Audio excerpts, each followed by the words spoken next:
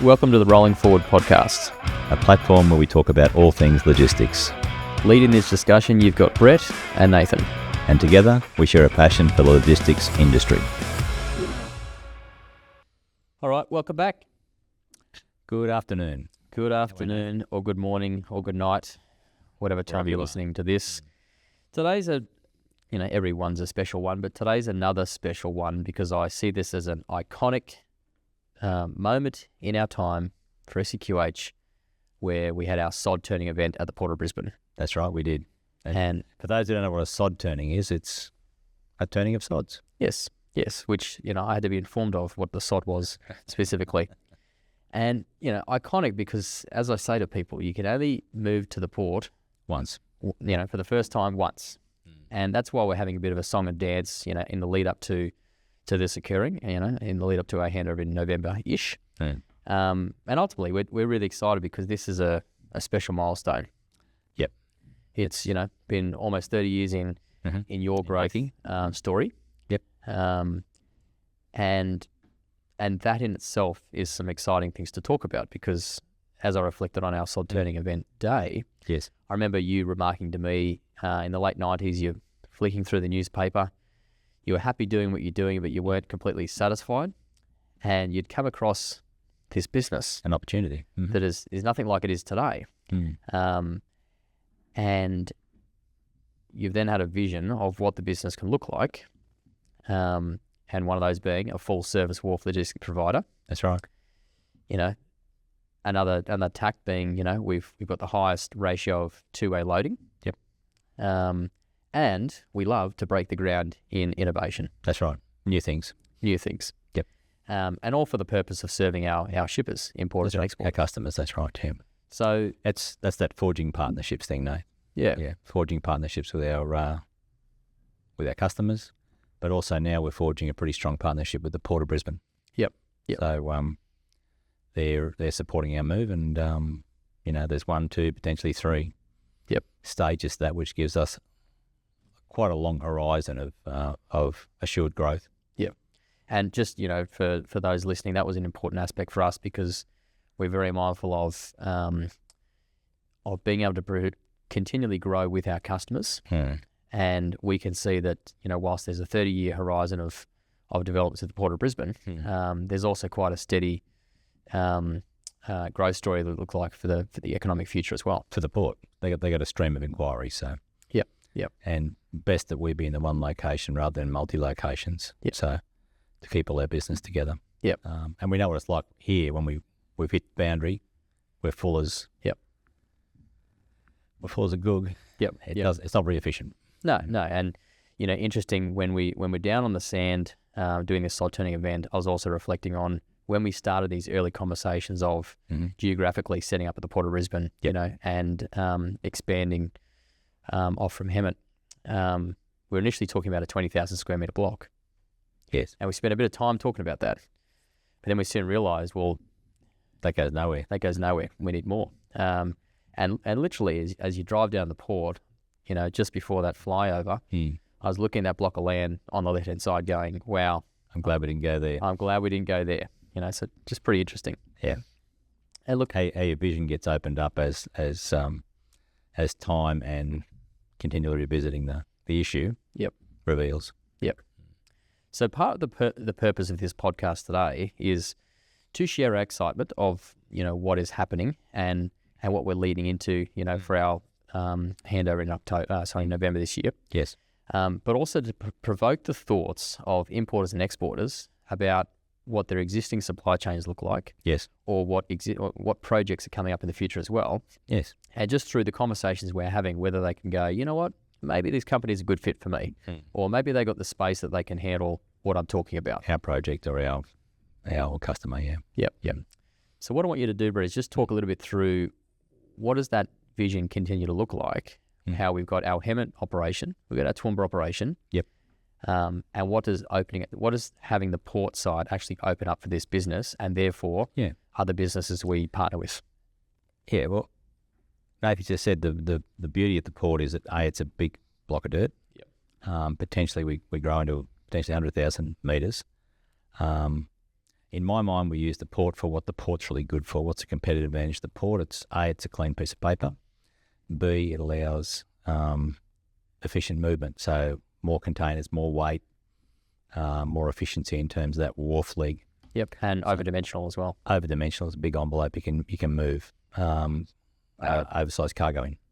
So that's kind of the competitive advantage you want to use. So the clean slate, we'll build a workshop, wash pads and various things down there, and potentially some warehousing. But it's really to get our trucks moving and handle the refrigerated freight, and the transfer of our general containers and storage of our out-of-gauge freight. Yep. It's a good footprint for that. Back here at Hemet, we'll push much more strongly towards warehousing and the like, and export packing and those sorts of things, which, again, we own the dirt. We can develop it efficiently and give us a good platform for growth on the warehousing front. Yep. And Toowoomba, of course, we've just done some big expansions in Toowoomba. We've built a warehouse, leveled a whole lot of dirt. I'm guessing maybe 40,000 metres. Yeah, it's my guess, 40,000. Of space for project cargo and other things like cotton and whatever else. We're in discussions with a few customers about that. So each site has its own growth path. So over the next 5 to 10, I can see all of probably the next 5 actually, rather than 5 to 10. It's happening fast, isn't it? It's happening fast. Well, particularly Hemet's probably going to be the first constraint, I suspect. Toowoomba has got a lot of headroom, and the port has a lot of headroom as well. Yep. So, which is good, because ultimately having the warehousing in Hemet is nice. Yep. But there's other warehouses in Hemet we can buy and set up too and run. Yep. You know, so I don't think that's a real constraint for us. The other two really have lots of headroom, and will be really good to see those grow and provide opportunities for our customers to grow. Yep. So whilst we talk about the port, before we go on the next one, I just want to highlight, like, Hemet's special because it's nichely set up for us. That is. You know, it's our integrated logistics hub. Yep. And being able to move transport out of this site just enables us to actually continue that growth story as well. It does. You know, having the general warehousing, import, export, the biosecurity, customs, our log packing operation, wash. You know, a lot of over-dimensional cargo that we handle here as well. That's right. And we've got a reasonable footprint in here at 5.5 metres. But it'll be better at the port because we'll probably get it like 6.5. So in bigger pieces. Which is important for, like, you know, when you're handling flat racks and things like that, just automatically you take them off the rack and you reduce the height. You drop 650 off the bat, yeah. But I suppose as you say, Nate, this is a very specialist, built by us for us hub and for our customers. So having additional warehousing space will allow us to better serve them in terms of DG, in terms of racking, bulk storage. Bulk commodities, and potentially refrigerated. So there's lots of opportunities here, and that's what this site is probably best for. It's best for a warehousing style and handling style outcome. Yep. For customers. Yep. Now on the Port of Brisbane, we've got a unique office, and we put a video out that sort of provoked a bit of conversation intentionally, courtesy of working with Matt Hollenby at the Patrick Terminal. I want you to describe this office that we're building, because there's been some good intentionality behind it. We think it's pretty cool. Yeah, and everyone we talk to thinks it's a good idea. Yep. We've taken containers to the home of containers. Yes, is what we've done. We've taken coal to Newcastle. Yep, that's what we've done. So what we're building, Nath, as you said, is a container-based office. Yep. So shipping containers form the bones of our office building. So we think it looks pretty cool. Yep. On the renderings, and we're well underway. The foundations are done. I took them to the builders today. Yep. Foundations are done. All the containers are constructed. Now it's just like Lego. Put it together.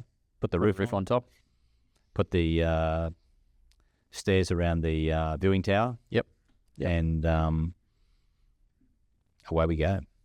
Open for business. So it is a relatively quick build, which is a good thing about it. That's not going to hold us up. Yep. The office will be built probably inside 3 months. Yep. Which is record speed. But that's because it's been crafted offsite. So in a factory, which is good because you get a lot straighter, quicker outcomes. So so they're putting that together, and we've got some multicolored scheme happening, and containers and stairs and viewing towers. It'll be interesting. It's a big office, again, allowing for growth. Yep. So wonderful.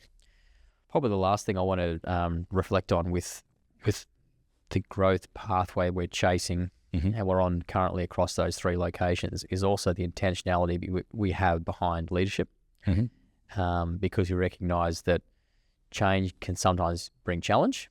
Yep. Change is new. I wouldn't say can sometimes bring. Yeah. Always brings. Always brings. And change also brings that level of uncertainty. It's fresh, it's new. Yep. And we've got to constantly challenge ourselves to grow with that as well. Yep.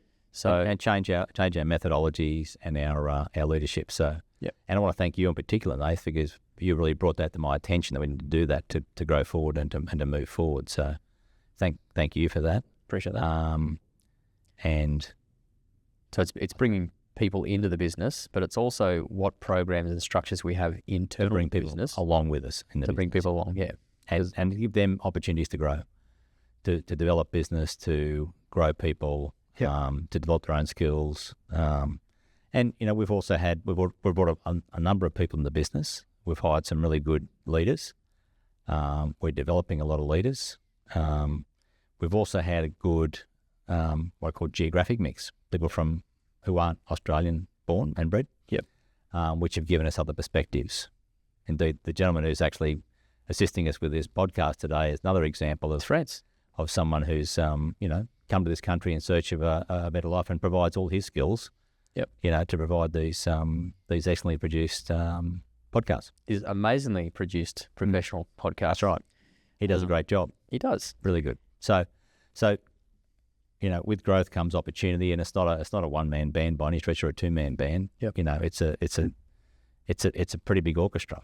It is ultimately, which has its own challenges and has things that can fall off the plate when you've got lots of people involved in the in making the stew.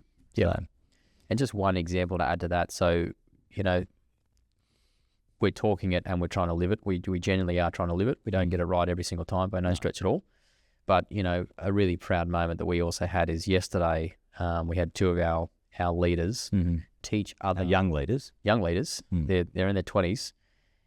So 2 leaders leading respective 2 different departments. Yep. Joined forces together, and they delivered a program, the first of 10 sessions to emerging leaders in our business. Yes. And that came from them themselves being coached by an external organisation that's come into our business, work with our frontline leadership team. And now we're essentially regurgitating that where they've been trained to train our emerging leaders. That's right. That was pretty cool. That was, it took a few months to get there, to get them, ready in so many ways, because we want them to be ready. Yeah. And what a great opportunity for them as leaders, and then also for the other folks participating as well. Yeah. So we've actually got that framework now to copy and paste that. And I was talking to one of the 2 a couple of days ago, saying you both are going to do this together and get a few runs on the board. And then ultimately, I'd love to see a time where you both then separate and set up another couple of micro groups. Grab another two leaders and do it again, yeah. And where we need to be thinking down the track is then those people you're delivering to, we get to a point where you're then training them on how they train another group. That's right. And that's how we're going to transform and speak the same language across Port, Hemet, Toowoomba. That's right. So that geographically, if we're ever anywhere else, we still speak the same language. It's the same culture.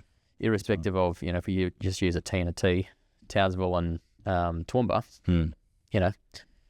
it doesn't matter. You could be 2 hours away or bloody whatever it is, 16 hours away. 300 k's away, that's right. Either way, you're disconnected from the main hub, and we need to speak all the same language. That we need to speak the same language, have the same culture, and respond to things the same way. Yep. Yeah.